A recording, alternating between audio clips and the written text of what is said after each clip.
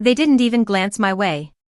As the crowd cheered for my brother's name echoing across the auditorium, I stood in the back, invisible to the people who once called themselves my family.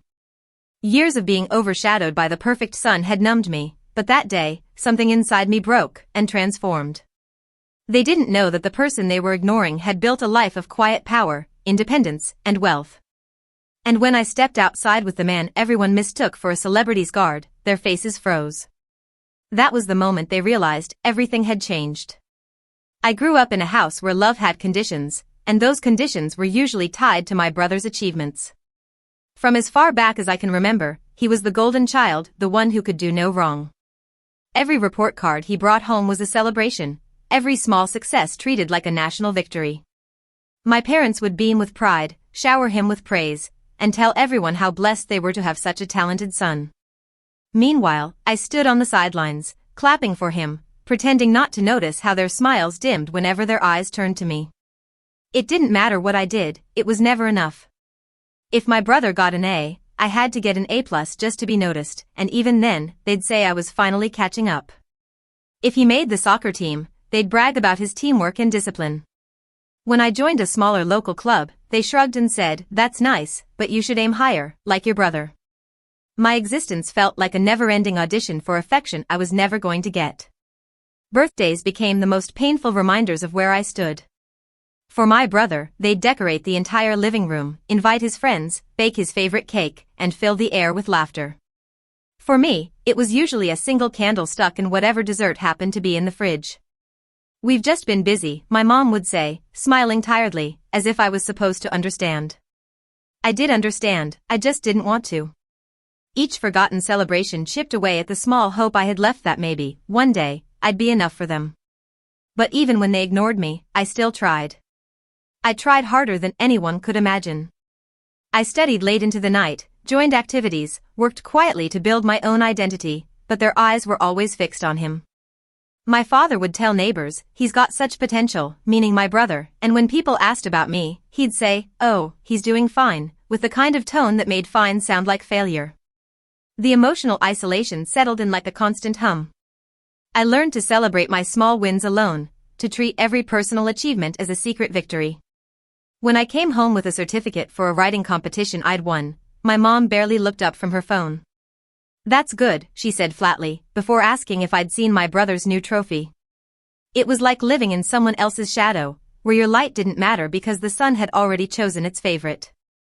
It hurt deeply, but pain has a way of teaching quiet lessons. I stopped expecting anything from them. No more trying to impress, no more waiting for praise that would never come. I realized that chasing their approval was like running on a treadmill, endless, exhausting, and getting me nowhere. So I stepped off. I began to save my energy, my focus, and my dreams for myself. That decision was quiet, almost invisible. There wasn't a dramatic moment or a loud declaration, just a silent promise to myself that one day, I'd build something so remarkable that their opinions wouldn't matter. I'd make them see what they chose to overlook, not through words or arguments, but through undeniable success. From that day on, every moment of neglect became fuel, every disappointment a blueprint. They thought they were breaking me by ignoring me, but all they were doing was helping me forge the strength I'd need to prove, once and for all, that I was never the disappointment. They just never looked close enough to see my worth. My breaking point came the day I graduated high school, the day I finally realized what I meant to my parents. Or rather, what I didn't mean. It was supposed to be one of the proudest moments of my life. I had worked tirelessly, stayed up countless nights studying, and even managed to graduate with honors. My school had sent out invitations weeks in advance, and I'd handed one to my parents with a hopeful smile, saying, "It would mean a lot if you came." My mom smiled faintly and said, "We'll see, honey." My dad didn't even look up from his phone. Deep down, I already knew what that meant. The morning of my graduation, I woke up to an empty house. No well wishes, no proud parents waiting by the door with a camera. Just a note on the kitchen table in my mother's handwriting, "We had to drive your brother to his regional tournament. We'll celebrate later." I stared at it for a long time, the words blurring as tears welled in my eyes. My brother's fencing competition had, once again, taken priority, my entire childhood pattern replayed in one final, cruel encore. At the ceremony, as I stood among my classmates, I watched families cheering, clapping, taking photos, shouting names with pride. The energy was electric, warm, filled with love. When my name was called, the applause was polite, scattered, no familiar faces, no camera flashes, no proud parents waving from the crowd. Just me, smiling tightly for no one in particular. I told myself to be strong, but my chest felt hollow. That walk across the stage should have been a moment of triumph, yet it felt like walking across a bridge that finally burned behind me. After the ceremony, I took a picture with a few friends. Their parents stood around with bouquets and balloons, asking me, "Where are your folks?" I lied easily, they couldn't make it, something came up. It was the kind of lie that stung because it had become so natural to say. That night, when I got home, my parents were excitedly talking about how well my brother had done at his competition. "You should have seen him," my dad laughed. I stood there silently, diploma still in my hand, waiting for one of them to ask, "How was your graduation?" But that question never came. That was the night something inside me hardened. I realized I'd spent my entire life chasing applause from people who couldn't hear my music. I stopped waiting for them to notice. I didn't yell, I didn't argue, I just decided. If they couldn't value me as I was, they'd one day have to face the person I became. Within a week, I packed my things and left. I didn't know exactly where I was going, but I knew what I wanted, to build something so strong, so undeniable, that even the ones who ignored me would have no choice but to see me. When I left home, I had nothing but a duffel bag, a few $100s, and a quiet determination that no one could take away. My first apartment wasn't really an apartment, it was a shoebox with peeling paint, flickering lights, and a leaky faucet that sang all night. But to me, it was freedom. There was no judgment there, no disappointed sighs, no comparisons. Just me, my thoughts, and the sound of my own beginning. Days bled into nights as I juggled everything I could just to stay afloat. I worked morning shifts at a local cafe, then late evenings at a warehouse where the air smelled like dust and exhaustion. Sometimes I'd sleep for only 3 or 4 hours before heading out again. I wasn't living, I was surviving. But in that survival, I found a strange kind of peace. Every dollar I earned, I saved. Every mistake, I learned from. I started teaching myself about business and technology through free online courses, watching lectures long past midnight, notebook in hand. While most people my age were going out or posting about weekend trips, I was devouring every piece of information I could find about entrepreneurship, marketing, and investing. I'd sit at my small kitchen table, drinking cheap instant coffee, whispering to myself, "You're going to make it. Just keep going." I couldn't afford college then, but I decided to become my own university. I studied how small businesses worked, how money moved, how people thought. I treated every failure like a lesson in disguise. Then, a turning point arrived when I landed a job at a small tech startup. The owner, Mr. Lawson, was a sharp but fair man who noticed my work ethic early on. I was just an assistant at first, fixing software bugs and answering client emails. But I stayed late every night, learning how the business actually ran. One evening, he found me still in the office, poring over spreadsheets. Instead of scolding me, he said, "You've got drive, kid. Reminds me of me when I started." He became my mentor, teaching me not just about business, but about resilience and risk. With his guidance, I learned how to pitch clients, manage finances, and see opportunity where others saw chaos. After 2 years, he offered to help me start something of my own. We co-founded a small consulting firm that specialized in digital solutions for local businesses. The beginning was rough, we had few clients and even fewer resources, but I poured everything I had into it. Slowly, our name began to circulate. Word of mouth spread. 1 client turned into 5, 5 turned into 50. Each milestone was a silent victory. I didn't celebrate publicly or post about it online. Instead, I'd look out the window of my growing office and think, while they were cheering for my brother, I was building an empire. That line became my private mantra, a reminder of how far I'd come from the boy they ignored. The business expanded faster than I could have imagined. I started hiring staff, building a team of people who shared my vision. We moved into a sleek downtown office, with glass walls and the kind of view I used to dream about. I began traveling for international meetings, New York, Dubai, Singapore, each trip pushing me further from the version of myself who once waited for approval that never came. Money started flowing steadily. I invested wisely, buying properties, reinvesting profits, and creating multiple income streams. For the first time in my life, I wasn't worried about survival, I was building stability. I bought a luxury sedan, not to flaunt, but because I had earned the comfort that once felt impossible. Eventually, security became a necessity. Business events, contracts, and partnerships meant I needed to move discreetly and professionally. That's when I hired Daniel, my driver and part-time security guard. Daniel wasn't just muscle, he was loyalty personified. Over time, he became more of a confidant than an employee. When I walked into meetings or public events, people assumed I was some high-profile figure, but Daniel knew the truth, that I was just a man who clawed his way up from nothing. Years passed, and success became my new normal.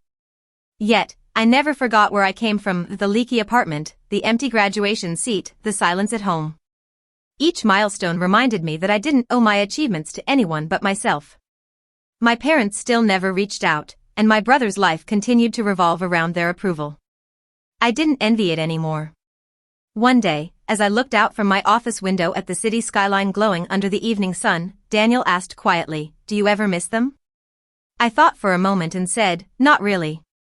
They made their choice when they ignored me. Now, I'm just living with mine."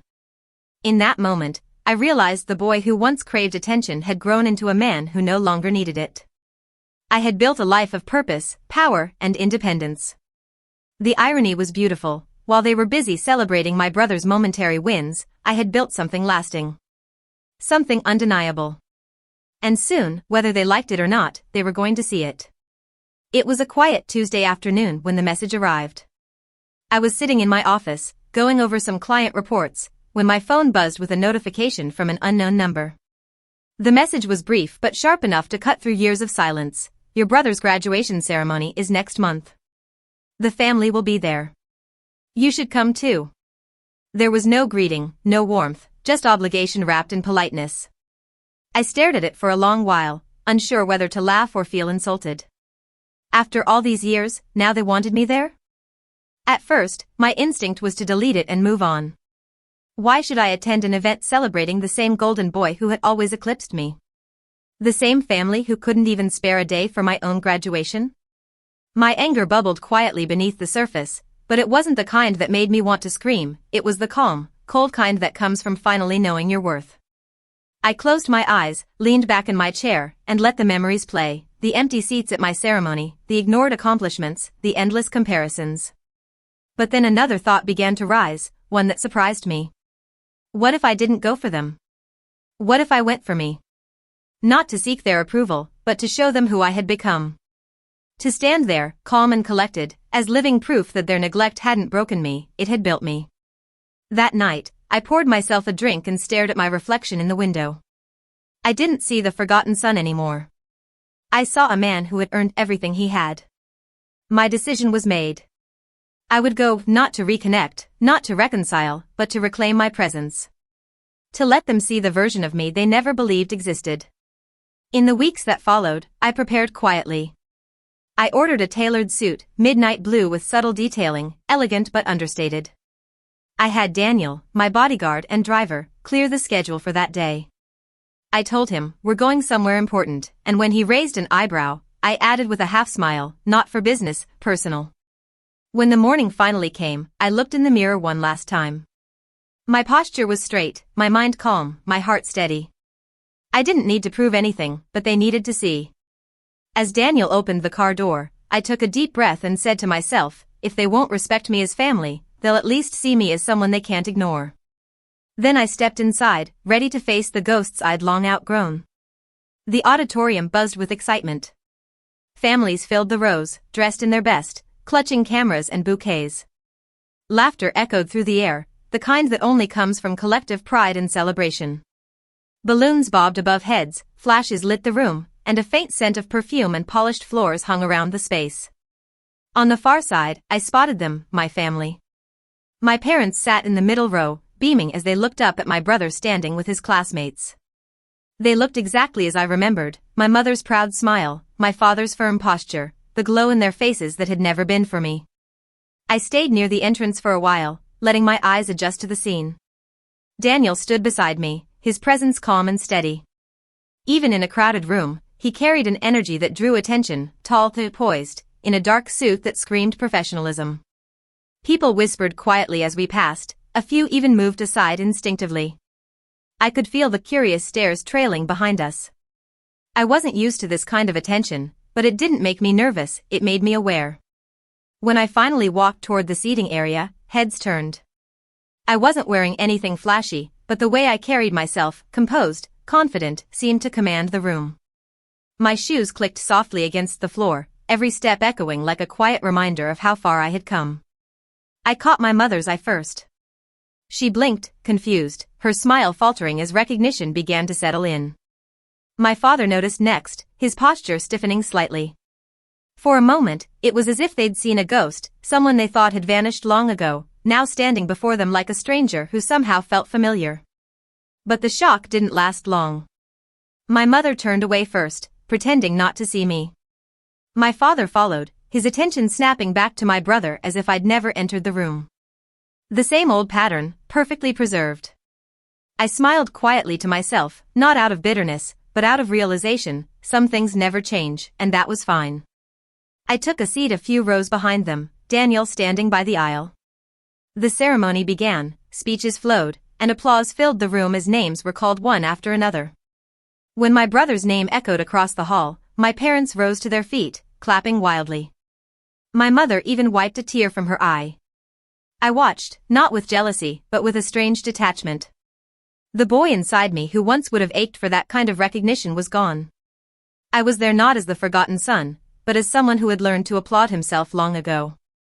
After the ceremony, people gathered in the courtyard outside. Families took photos, students laughed and hugged, the air filled with warmth and achievement. I approached slowly, my expression calm, Daniel a respectful step behind me. My parents noticed me again, this time with unmistakable discomfort. My mother's smile faltered, and my father's jaw tightened. My brother turned, surprised, then forced a grin. "Hey," he said awkwardly, "didn't expect you to show up."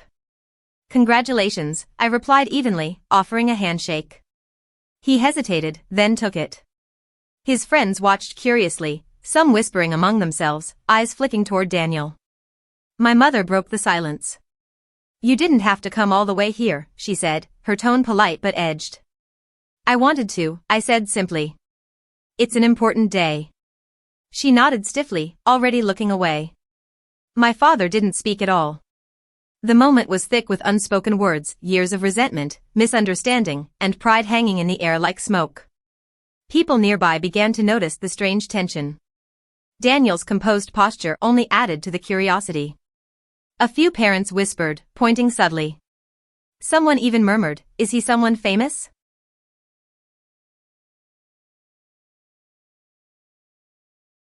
The irony wasn't lost on me.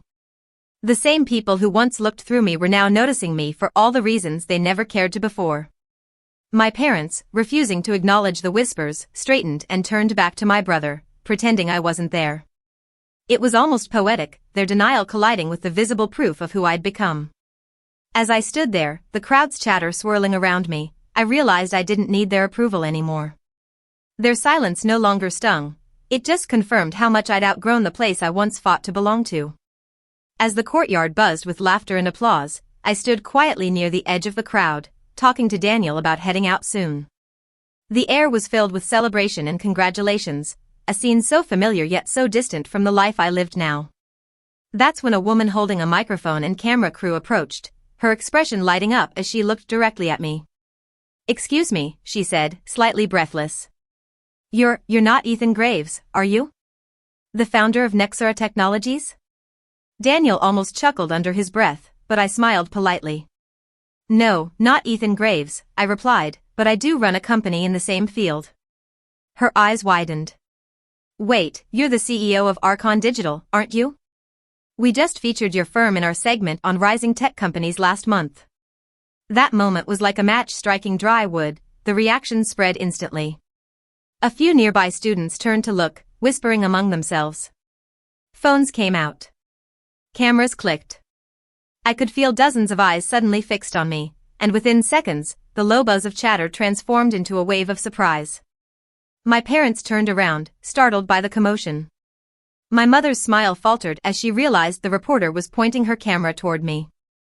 My father's expression drained of confidence, his brows furrowing as if trying to reconcile the man before him with the son he had once dismissed as a failure. My brother just stood there, wide-eyed, frozen in disbelief. The reporter continued, "Would you mind answering a few questions for our local coverage? It's incredible to see you here." I gave a small, professional smile. "Just briefly," I said, my tone steady. She asked a few quick questions about my work, my company's growth, and future plans. I answered simply, humbly, keeping my composure as flashes of cameras lit the space. Every word I spoke seemed to echo louder in my parents' silence. When the short interview ended, the reporter thanked me warmly and walked away with her team. That's when my brother finally approached, his grin strained but eager. "Man, I had no idea you were doing all that. That's amazing."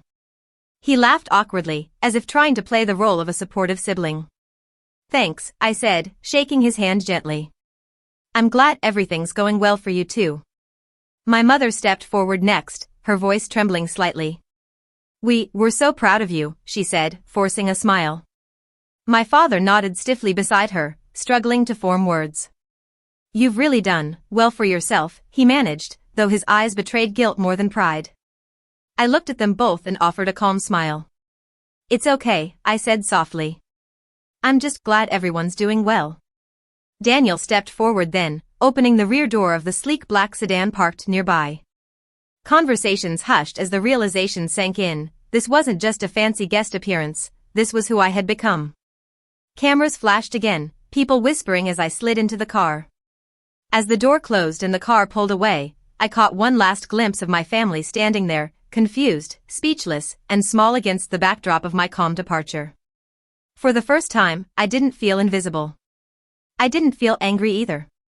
I felt free because in that moment, I had finally taken back my worth, without ever needing their permission.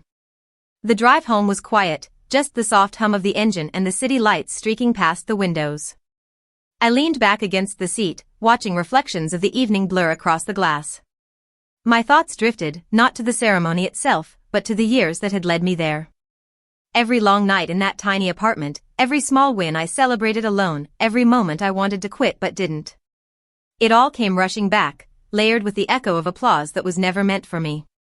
Daniel glanced at me through the rearview mirror, a small grin tugging at the corner of his mouth. "They looked shocked," he said casually. I smiled faintly. "Let them be," I replied. "I'm finally free." The words came out effortlessly, but the weight they carried was enormous. For the first time in my life, I wasn't trying to prove anything, to them or anyone else. The entire encounter at that graduation had shown me something deeper than revenge. It wasn't about making them feel small, it was about realizing I no longer needed to feel small myself. As the car glided down the highway, my mind played flashes of old memories like a reel of forgotten film. My 12th birthday, sitting alone with a cupcake while my brother's trophies lined the shelves. The empty chairs at my graduation. The countless times I'd been told to be more like him. Each scene flickered, sharp and familiar. But then, those same memories faded into the image of me walking through that courtyard today, confident, composed, untouchable. I realized then that revenge had never been my true goal. I didn't want to hurt them. I just wanted to stop hurting because of them. What I wanted was acknowledgement, not from their lips, but from within myself. I had spent years chasing the idea that success would finally make them see me, but the truth was, I didn't need their eyes anymore. I had built my life so solidly that even their blindness couldn't erase it. Daniel broke the silence again. "You know," he said with a hint of pride, "if I were them, I'd be speechless too." I chuckled softly. "Maybe they finally realized what they lost," I said. Then, after a pause, I added, "But I think I realized what I gained." Outside, the city lights faded into quieter streets. The tension I hadn't even realized I was carrying began to loosen, replaced by something I hadn't felt in years: peace. Not the loud kind that comes from victory, but the gentle kind that settles in when you've stopped fighting for what was never yours to begin with. As we pulled into my driveway, I looked out at my home, the symbol of every sacrifice, every silent triumph. My reflection in the window no longer looked like the forgotten son. It looked like a man who had outgrown his pain. I smiled to myself and whispered, I didn't need their applause, I just needed my peace. They taught me that family isn't always made of love, it can be made of lessons. The day they ignored me at that graduation wasn't my downfall, it was the moment I understood my worth. Revenge didn't come through words or anger, but through silence, success, and the look in their eyes when they finally realized what they lost. Some people only respect you when strangers do. And sometimes, the sweetest revenge isn't being noticed, it's being untouchable.